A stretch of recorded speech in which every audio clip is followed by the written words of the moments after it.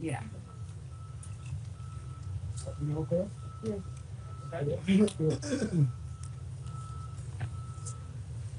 Well, I want to welcome our Texas friends to Chicago and Illinois.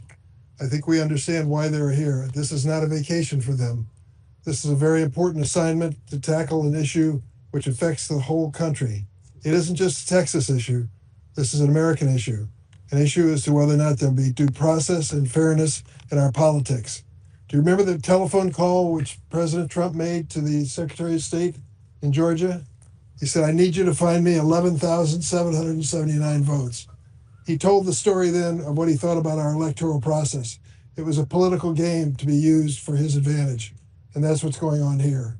To think at this moment in time, the president is calling on Texas to create 5 new Republican seats is an outrage that he would consider doing that in Texas or any place. But the bottom line is this: the reason he is doing it cannot be ignored. The big, beautiful budget, which passed in Congress with all Republican votes, was a plan by President Trump to change America in a way that America does not want to be changed. The public reaction, the polls across America are against President Trump's big, beautiful budget, particularly because of its impact on health care. We just lost a major hospital in Chicago yesterday. I'm afraid that more hospitals are on the chopping block. People know their health insurance premiums are going up. Health insurance companies are leaving our state. Why? The big, beautiful budget has told them that they can't count on health care in the future. So this is not just a Texas issue over Texas procedure and Texas law. This is an American issue where we have to stand together for the families of this country who are fighting to survive in this economy and want the basics that we all want to protect our families. That's why I'm here. I'm here to welcome our friends from Texas and to tell them that their work, their gathering here in Illinois is not going unnoticed. You are newsmakers because you are speaking to the issues that are at the heart of our economy and the heart of our political system. So at this point, I'd like to turn it over to make sure that Vice Chair of this group, Mihaela Plaza. Am I close, Mihaela? Thank you so much. Is that close to pronunciation? Yes, you did very well. Thank you. Good morning, everybody. My name is Mihaela Plisa, and I proudly serve as the Vice Chair of the House Democratic Caucus. I'm so happy to be standing shoulder to shoulder with Senator Durbin. My colleagues and I are ready for the fight ahead, especially after the week that we've just had. Our last meeting was canceled. It was canceled due to bomb threats. Since then, my colleagues and I have endured racist attacks, frivolous lawsuits, and relentless harassment. All of this because we dared stand up to corrupt politicians in DC. But we will not be intimidated. We will not be bullied into silence, and we will not surrender like Governor has to the demands of corrupt DC politicians. And we will lead by example, and we will not let them trample on American rights. Let me be perfectly clear. Texas Democrats are not running away from any fight. We're bringing the fight to the bad guys. We don't back down when the stakes are high. We don't cave in when the pressure is on. We stand our ground because we know exactly what we're fighting for. And we don't take our marching orders from a man who thinks he's a king. We're fighting for working class Americans, for the people who get up before dawn and take their showers at night. We're putting them before us. They work the long hours and struggle to make the ends meet. It's about the normal people, the working class people, the regular American people against the billionaires. That's what we're fighting for. It's for parents who want to send their kids to a safe school. It's for women who want to have access to health care. It's for our retirees who just want to retire with dignity. It's to protect Social Security. Texas Democrats are standing for fair maps. We're standing for fair wages and fair chances. We stand in the belief that every Texan, no, every American, no matter their zip code, their race, their creed, they deserve a fair chance. They deserve for their voice to be heard in their government, and a stake in their future. This is what it means to meet the moment, to not just react to the chaos that's been thrown our way, but to push forward with courage and with conviction, to lead with the understanding that every decision we're making in this moment touches the lives of millions who are counting on us to hold the line. So we've been tested this week. We've been threatened, but we stand more committed than ever in our goal. Because the truth is, Texans don't quit. And with that, I'd like to introduce my colleague, Representative Retta Bowers. Thank you, Vice Chair Plessa and Senator Durbin. I am State Representative Retta Andrews Bowers, representing House District 113 and proudly serving as the first Vice Chair of the Texas Legislative Black Caucus. Just 1 week ago, we were scheduled to stand alongside Senator Durbin at an event like this to commemorate the 60th anniversary of the Voting Rights Act. But that event never happened. Why? Because our hotel received a bomb threat caused by a direct provocation of our safety. After our location was made public in an attempt to intimidate and silence us. That night, after our building was deemed safe, my mind went straight to the four little girls, the four little black girls, Addie Mae Collins, Denise McNair, Carol Robertson, and Cynthia Wesley, killed one Sunday morning in the 1963 bombing of the 16th Street Baptist Church in Birmingham, Alabama. They were targeted because they were a part of a movement for justice. Their lives were stolen by the same kind of hate that fuels the threats we face today. The threats of intimidation that we face now as we fight this racist gerrymandering in Texas. And the very same tactics used against Black and brown Americans who fought for the Voting Rights Act 60 years ago. Their fight is our fight. And just like the civil rights heroes of the past, no matter the cost, we are prepared to see it through to the end. Right. Let's be clear. The same forces that tried to silence us in Texas are working overtime to roll back the voting rights all across the country. The protections guaranteed by the Voting Rights Act are under threat.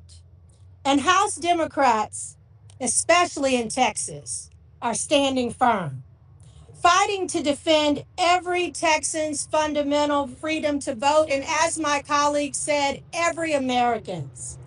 It is now my honor to introduce someone who has stood shoulder to shoulder with us in this fight, and she's a relentless advocate for her community and for our democracy, my colleague, State Representative Josie Garcia. Thank you so much, Senator Durbin, for having us here. Thank you, Governor Pritzker and the state of Illinois for welcoming us as family. I'm Josie Garcia, State Representative of Texas House District 124, Lackland Air Force Base, SeaWorld side of far west San Antonio. I have the distinct honor of being the first and only woman veteran to serve in the Texas legislature. And with my following comments, I wanted that to be the focus of the delivery of my next message. As a combat veteran, I had the pleasure of serving as an advisor to the Iraqi military. As the wife of a Purple Heart combat veteran who was shot in combat with the Taliban, imagine my surprise when I find myself being hunted by my own state government. Imagine my surprise when I find hostile territory in my backyard in the hill country because of politics. Imagine my surprise when upholding the Constitution of this United States of America has what made me public enemy number one in the state of Texas. I'm proud to represent Military City, USA, San Antonio, Texas. Texas is home to the largest population of veterans in this country. Of 150 members of the Texas House of Representatives, there are 7 of us who have ever worn uniform. So imagine my sense of dishonor when men who have never worn a uniform have zero idea of what it is to sacrifice your life to protect and defend.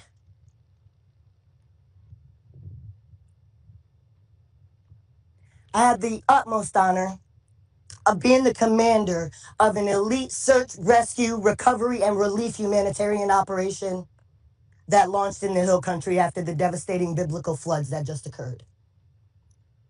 On day 1 for us, July 6th, I showed up with 15 people who believed in me. On day 3, we had 1,000 volunteers, specialized search, rescue, recovery volunteers from every branch of the military, every law enforcement agency you can imagine, every acronymed agency came to support my operation because they believed in me and my leadership. I'm here to tell you I was by myself. As our law enforcement agencies seek materials and supplies to do the job, they sought me and my organization out, Uniting America Outreach, because they had no access to technology. They had no access to boots. They had no access to backhoes, to construction material, to hands. But what we do know is the money's there. The money is there. We got called to our special session, and I expected this special session would be focused on this biblical flood that just happened, that stole 130 plus lives. And rest assured, ladies and gentlemen, that number in the news is way off. Because if you know anything about the Guadalupe, during 4th of July, you have campers. You have teenagers who decide that they want to go out on their own and sleep on the riverbanks, camp out in their cars. The true number of people that are missing is unknown.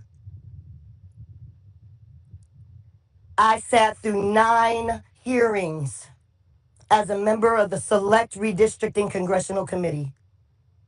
9 hearings I sat through as unanimously Texans of all backgrounds, Republican, Black, Democrat, Muslim, Christian, they all had the same unified message since the first time since 9/11. And that unified message is, why are we talking about an illegal, unconstitutional redistricting when there's people who don't have food in the Hill Country in our own backyard? Those pleas were ignored. And so for everybody that's asking why we are here, because we had no other choice. We tried to be diplomatic, we begged, we pleaded. If the families of dead children can't get the governor to write them a check, then who the hell are we? This is a call to action to everybody who's watching right now and you can't believe what you're hearing. I'm a messenger. I've been in politics for 3 years. I'm not beholden to anything or anybody other than this Constitution and this United States. And what I tell you what's happening right now is criminal. None of us have committed a crime. Yet we are public enemy number 1 to the FBI. Well, we know there's pedophiles walking freely amongst them. So any consequences that comes to us being here, we will gladly take. Because to defend and protect the Constitution, but most importantly, to defend and protect this nation, this is going to steamroll through the rest of the country, and we need all of you on board. Thank you so much. Please, we need you.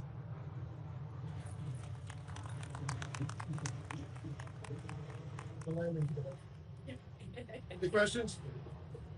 I have two. Can I ask one on topic first?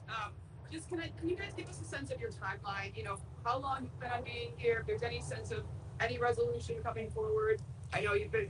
So in Texas, after the 140 days regular session, the governor can call us back. He has called us back for 30 days. We intend to kill the first called special session. So August 19th is when that ends. So that's when you plan on going back? That's when negotiations open up again. That's when the session's over.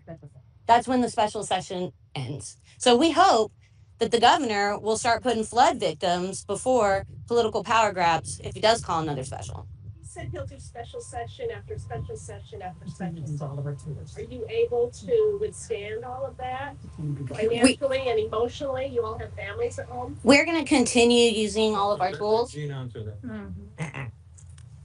I want to be clear. We have said from the beginning, our objective here is to deal with the corruption of this special session.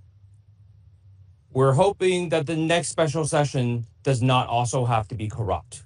And that is entirely upon Governor Abbott and the Republican leadership of that state. The people of the state of Texas have been crystal clear, including Republicans. They do not support what they are doing. They do not support them rigging the system. They do not support them lying, cheating, and stealing. Even Republicans want things to be fair. They want people to follow the rules. We have laid out the case of why Governor Abbott needs to listen to the people of the state of Texas. If he does not, if he simply calls another special session to do things that are selfish, things that are for him, things for his buddies, that's up to him. We can't make him be a better leader, but we can always hope. So if he separates that bill, the flooding from the redistricting, will that prompt you to go back? We have said point blank, time after time after time, that if Governor Abbott says we will take care of the people of the state of Texas first, if he makes that commitment today, we'll be back. All we want him to do is actually listen to the people and do what they ask. That's it. Financial piece of it, if I may, real quick, when we're talking about the financial piece of what's happening right now, keep in mind that it costs a lot of money to call a special session. But what also costs a lot of money is sending 4 unmarked officers, agents to my home, where you know I have special needs children and a husband who has PTSD, and you know I'm not in the state, but you're gonna exacerbate our resources of an already taxed law enforcement agency to go and do this performable theater of tax-funded waste. This is fraud, waste, and abuse in its purest form, and that needs to stop immediately. Can you all raise your hand if you've heard that your families are being watched by Everybody. So I've already had state troopers at my home this morning. multiple times. This morning Multiple days in a row. and last night. Senator, if we may ask an off-topic question, can we get your reaction to the president's decision to federalize the DC Police Department and deploy the National Guard? First, let me tell you, I am sympathetic and feel a bond to the victims of violent crime wherever they occur, in the District of Columbia, in Illinois, in Texas, and in any state. Having said that, what the president did this morning was political theater. His idea in federalizing the police force of DC ignores the reality. They are making dramatic progress in reducing violent crime in DC. And so it's a typical move by this president to create chaos and uncertainty and to draw the attention from other issues like Jeffrey Epstein and his papers, draw the attention away from the concern of American families that healthcare is beyond their reach and the cost of living is beyond their reach. He's trying to change the subject. He won't be able to do that. Are you concerned Chicago will be next, especially given the deployment of the National Guard troops? I can't predict where this president will move next, but I will tell you, this is no way to solve the problem of violent crime. Yeah, but he's doing legal. It is legal under the Home Rule Act for 48 hours. he can federalize the DC police force. Then it can be extended another 30 days, and then it takes an act of Congress. He also vowed to end no cash bail in Chicago. Any reaction to that? He's rewriting laws in every state. He should focus on the laws he's responsible for. The big, beautiful budget, so to speak, is a bill that's devastating to the American economy, and the American people know it. He ought to address that. But,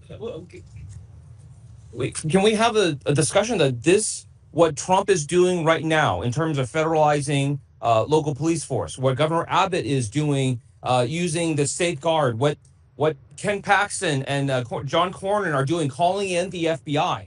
This is all together one piece. This is about the rise of authoritarianism in our country. This is about saying that we don't care what your local city wants. We don't care what your state wants. We don't care what you do that's good for your people. We're going to tell you what to do. And this is not just a blue state issue. This is going to come to red states just the same. Like Texas is a state that is violently proud of our independence, whether you're a Democrat or a Republican.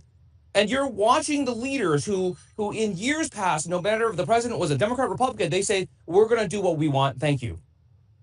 Now just casually bending the knee to them without even a second thought. This is happening across our country. And if we don't stop it, this is the end. If we don't stop this authoritarianism coming across, by the time we realize that we need to fight back, it may be too late. They may have everything under control. Any other questions? Can anybody talk about the Adams County lawsuit? Is that something? What is that? I'm not aware. I'm not aware. I'm not aware. That's the one, the Texas folks have gone to Adams County to say we want these Texas Democrats. Adams County. Oh, that's Illinois the Illinois suit It's with the. lawsuit. Yeah. No. It's frivolous. How? Short answer is that. I mean, they. No. I apologize. They have filed so many frivolous lawsuits, we have lost track of them. I mean, like, as an attorney, it's real easy to respond to things that are sensible, right? It's real easy to say, hey, somebody sued you, you just file the response. But when the stuff they file is so bizarre, so wrong, like our attorneys are like, we don't even know where to start to say every single thing that they're doing is just illegal and wrong and unconstitutional. It's like they're saying that like the American people are just too dumb to know what we're doing. We'll fool them. But like any cursory look at everything they're filed, from the stuff in California to the stuff in Illinois, even the stuff in Texas, is nonsense. And like these are adults that we elected to govern us, and they're just treating our country and our system of government like it's a joke. They're just using it to play around with, batting it back and forth like a kitten. It's insane that these people are our leaders. Last question. I asked for presidents are really also. We have many cities that are bad. Look at Chicago. Given that they've sort of made a target on Chicago, are you concerned about essentially actions that can be taken here going forward? President Trump was hoping you would ask that question. That's why he said Chicago. He always mentions Chicago in his list of cities. What a coincidence. They all happen to be in blue states. That's where he focuses his political attention. I am concerned about crime, as I'm certain everyone here is. Bottom line is, chaos is not the answer. This sort of a theater of the absurd politics is not the answer. Federalizing the police force of America is not the answer. We need to work on programs that do work in communities like DC and Chicago. Thanks, everybody. Thank you.